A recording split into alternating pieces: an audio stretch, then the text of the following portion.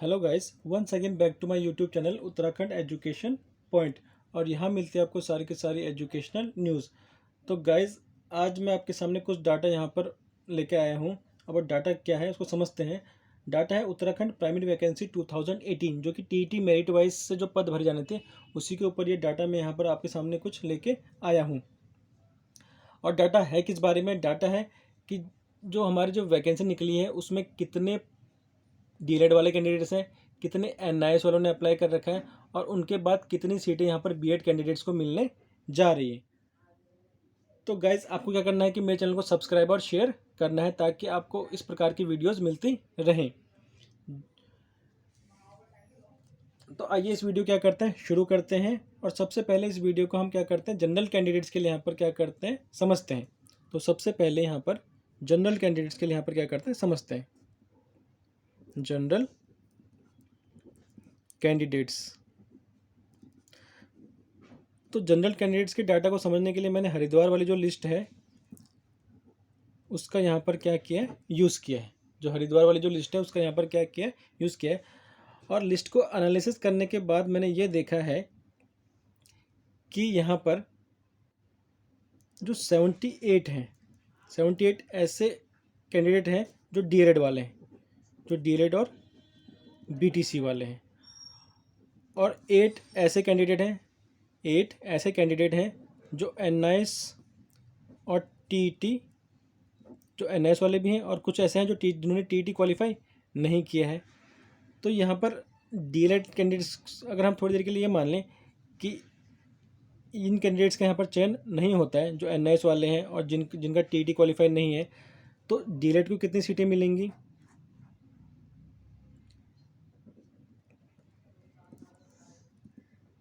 Remaining seats for DElEd. तो DElEd को यहाँ पर कितनी सीटें मिलेंगी? 78 माइनस 8 यानी 70 सीटें यहाँ पर डीएलएड कैंडिडेट से यहाँ पर भरी जाएंगी। डीएलएड 70 सीटें यहाँ पर क्या होंगी, डीएलएड कैंडिडेट से यहाँ पर भरी जाएंगी। अब जो उत्तराखंड प्राइमरी वैकेंसी 2018 है उसमें जो टोटल सीट है जनरल के लिए, total seats for general in 2018, अब टोटल सीट कितनी है जनरल के लिए 2018 की वैकेंसी में? वो है 93। अगर आपको पता नहीं कि ये सीटें 93 हैं तो आप मेरी पुरानी वीडियो देखिए, मेरे चैनल को सब्सक्राइब कीजिए और इस पुरानी वीडियो को देखिए। तो यहाँ पर 93 सीट्स किसके खाते में? जनरल के खाते में है। अब 93 में से हम क्या करते हैं कि 70 को माइनस करते हैं तो पता लग जाएगा कि बीएड कैंडिडेट्स के लिए कितनी सीटें यहाँ पर मिलने जा रही हैं। तो बीएड कैंडिडेट्स सीट्स, तो बीएड कैंडिडेट्स को यहाँ पर कितनी सीट मिलेंगी? 93 माइनस 70 इज इक्वल टू 23। तो 23 सीटें यहाँ पर किसको मिलने जा रही है? बीएड कैंडिडेट्स को मिलेंगी।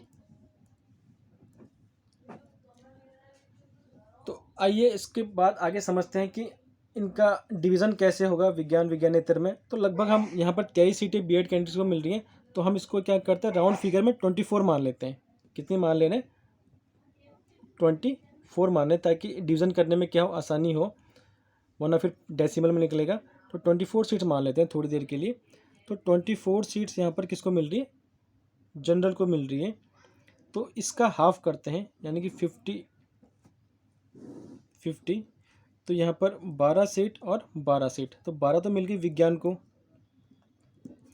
और 12 मिल गई विज्ञानेतर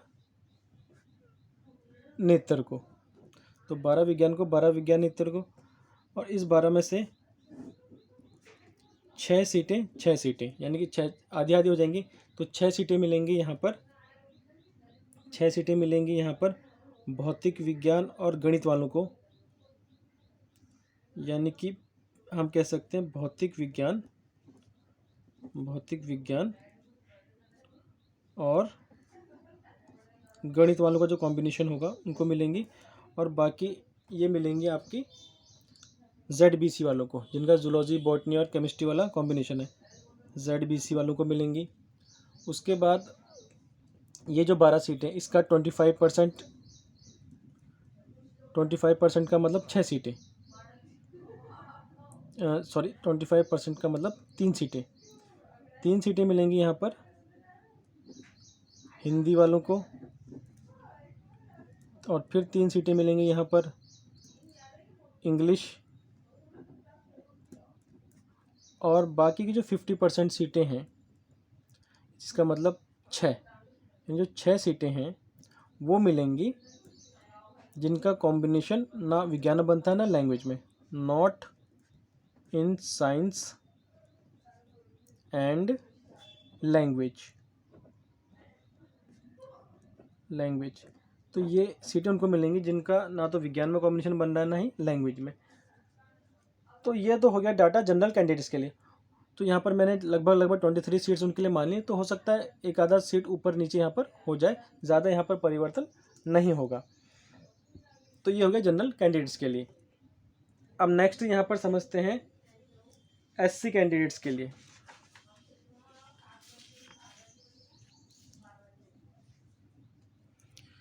नेक्स्ट यहाँ पर समझते हैं हम एससी कैंडिडेट्स के लिए। एससी कैंडिडेट्स के लिए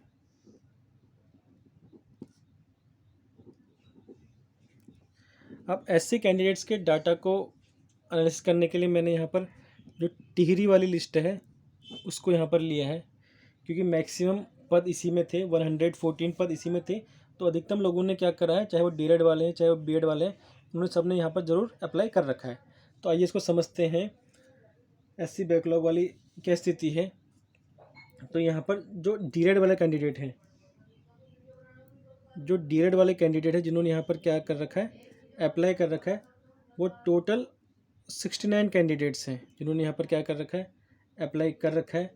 और इसमें से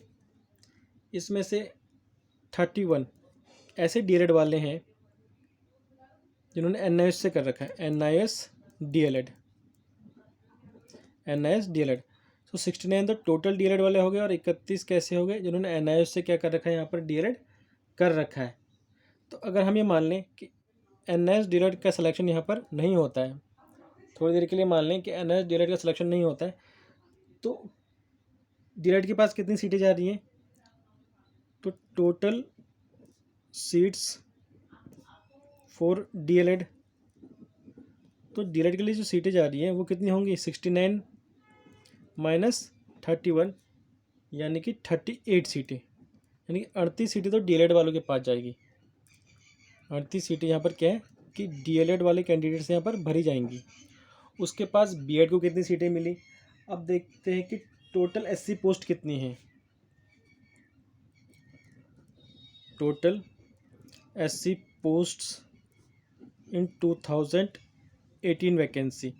अब 2018 वैकेंसी में टोटल एससी पोस्ट जो है वो है 230। ये पहले अपनी वीडियो में बता चुका हूँ कि ये 230 पोस्टें इसमें कैसे हैं करके। सो टोटल एससी जो पोस्ट हैं वो 230 पोस्टें यहाँ पर क्या मिल रही है, एससी को मिल रही है, और 38 तो इसमें डीएड वाले भर जाएंगे। तो बची कितनी, तो बीएड कैंडिडेट्स को कितनी सीटें मिलेंगी, बीएड कैंडिडेट्स को, तो बीएड वालों को कितनी सीटें मिली, वो मिली 230 माइनस 38, यानी कि 230 में से हम 38 घटा देते हैं तो यहाँ पर 192 सीट यहाँ पर किसको मिल रही है, बीएड वालों को। ये बीएड वाली सीटें हैं जो बीएड कैंडिडेट्स को मिलेंगी। हो सकता है 1-2 पोस्ट का ऊपर नीचे हो जाए, लेकिन ज़्यादा नहीं होगा। तो 192 सीट्स यहाँ पर बीएड वालों को मिलेंगी। आप देखते हैं कि इनका विज्ञान और विज्ञानेतर में किस प्रकार से डिवीज़न होगा 192 का।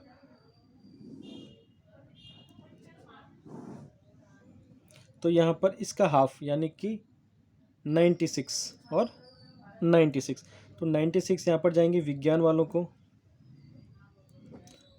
और 96 यहाँ पर विज्ञानेतर वालों को जाएंगी। उसके बाद फिर जो विज्ञान को मिली है उसका हाफ हाफ हो जाएगा, यानी कि 48 और 48, तो 48 मिलेंगी यहाँ पर फिज़िक्स एंड मैथ जिनके कॉम्बिनेशन है, और ये 48 मिलेंगी जिनका ZBC कॉम्बिनेशन है, ZBC कॉम्बिनेशन है, यानी जूलॉजी, बॉटनी और केमिस्ट्री। अब विज्ञानेतर की बात करते हैं। तो विज्ञानेतर में जो सीट मिलेंगी उसका 25% यानी कि 24 सीटें जाएंगी हिंदी वालों को, जिनका हिंदी मेन विषय है। 25% फिर जो सीटें विज्ञानेतर को मिली उसका फिर 25% यानी कि 24 सीटें ये मिलेंगी इंग्लिश वालों को। और बाकी जो आधी सीटें हैं यानी कि 50% इसका 48 सीटें जाएंगी ऐसे कैंडिडेट को जो ना विज्ञान में आ सकते हैं ना लैंग्वेज है।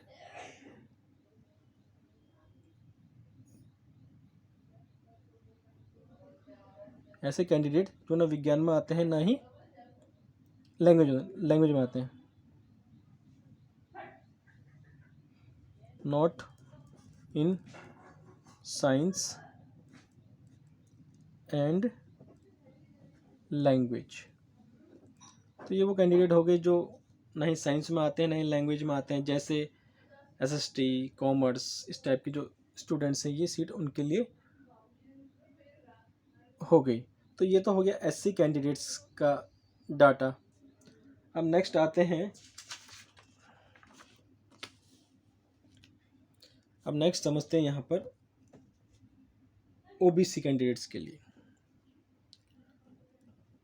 ओबीसी कैंडिडेट्स, अब ओबीसी कैंडिडेट्स के लिए भी मैंने यहाँ पर क्या किया है कि जो हरिद्वार वाली जो लिस्ट है उसी का यहाँ पर क्या किया, एनालिसिस किया है। क्योंकि मैक्सिमम जो सीटें हैं ओबीसी वाली 10 वो हरिद्वार में ही हैं। तो आइए समझते हैं कि इसमें कितने डीएलएड वाले कैंडिडेट हैं। अब यहाँ पर जो है डीएलएड वाले कैंडिडेट, डीएलएड वाले कैंडिडेट कितने हैं, डीएलएड वाले कैंडिडेट जिन्होंने अप्लाई कर रखा है वो है 65, यानी 65 लोगों ने यहाँ पर क्या कर रखा है, अप्लाई कर रखा है। और टोटल पोस्ट कितनी है वैकेंसी के अंदर, टोटल पोस्ट इन 2018 में जो टोटल पोस्ट हैं बीएड के लिए, सॉरी टोटल पोस्ट कितनी है वो है 14। टोटल पोस्ट जो आ रखे वो आ रखे 14 और डीएलएड वाले 65 हैं। यानी कि हम देख रहे हैं कि पहले से ही डीएलएड वाले ज़्यादा हैं और पोस्ट हैं केवल 14। तो यहाँ पर बीएड वाले कैंडिडेट्स के लिए क्या है, मुझे लग नहीं रहा कि यहाँ पर किसी को कोई सीट मिलेगी। तो लगभग यहाँ पर बीएड कैंडिडेट्स को कोई सीट नहीं मिलेगी अगर सब डीएलएड वालों ने यहाँ पर क्या कर दिया, ज्वाइन कर लिया। तो उसके बाद आते हैं यहाँ पर एसटी के लिए, एसटी कैंडिडेट्स। अब एसटी कैंडिडेट्स के लिए मैंने क्या किया है कि हरिद्वार वाली जो लिस्ट है उसी को यहाँ पर क्या किया, एनालिसिस किया है। क्योंकि मैक्सिमम सीटें एसटी की जो कि 3 हैं वो हरिद्वार में ही हैं। तो अब सबसे पहले बात करते हैं कि डीएलएड वाले कितने कैंडिडेट हैं। जो डीएलएड वाले कैंडिडेट हैं एसटी, डीएलएड कैंडिडेट हैं जो एसटी वो है 13 कैंडिडेट ऐसे हैं जो डीएलएड वाले हैं। और इसमें से एनआईएस वाले कितने हैं, 1। एक कैंडिडेट ऐसा है जो एनआईएस वाला है। तो अगर हम मान लें कि इसमें से एनआईएस वालों का यहाँ पर सिलेक्शन अगर नहीं होता है तो यहाँ पर डीएलएड से कितनी सीटें भरी जाएंगी, डीएलएड से तो टोटल जो डीएलएड सीटें भरी जाएंगी वो भरी जाएंगी 12 सीटें किससे भरी जाएंगी, डीएलएड से। अब बात करते हैं कि टोटल पोस्टें कितनी हैं मेरिट वाइज में एसटी के पास। जो टोटल पोस्टें हैं, total posts in 2018 vacancy for SC वो कितनी है, वो है 11 कुल पद हैं एससी के पास। और टोटल पहले से डीएलएड वाले इतने हैं 12, अधिक तो यहाँ पर डीएलएड वाले दिखाई दे रहे हैं। तो अगर ये सब ज्वाइन कर लेते तो यहाँ पर एसटी बीएड वालों के पास, तो बीएड जो एसटी कैंडिडेट्स हैं उनको यहाँ पर कोई पद नहीं मिलेगा। अगर सब के सब यहाँ पर क्या कर लेते हैं, ज्वाइन कर लेते हैं। अगर सब के सब डीएलएड वाले यहाँ पर ज्वाइन कर लें तो बीएड वालों के पास कोई पद नहीं मिलेगा। तो ये गाइस ये कुछ डाटा मैं आपके सामने यहाँ पर मैंने अभी शो किया है, जो कि मैंने 5-6 दिन यहाँ पर लगाए हैं इस डाटा को यहाँ पर क्या करने में, निकालने में। तो गाइस आपको वीडियो कैसी लगे तो इसको क्या कीजिए, कमेंट कीजिए, लाइक कीजिए और इसको क्या कीजिए, शेयर कीजिए। और मेरे चैनल को सब्सक्राइब कर लीजिए ताकि आने वाले जो वीडियोज़ हैं जो कि टीटी मेरिट वाइज के ऊपर भी हो सकती है और ईयर वाइज के ऊपर भी हो सकती है, वो आपको यहाँ पर क्या है मिलती रहे। तो आज के लिए इतना ही। Thank you.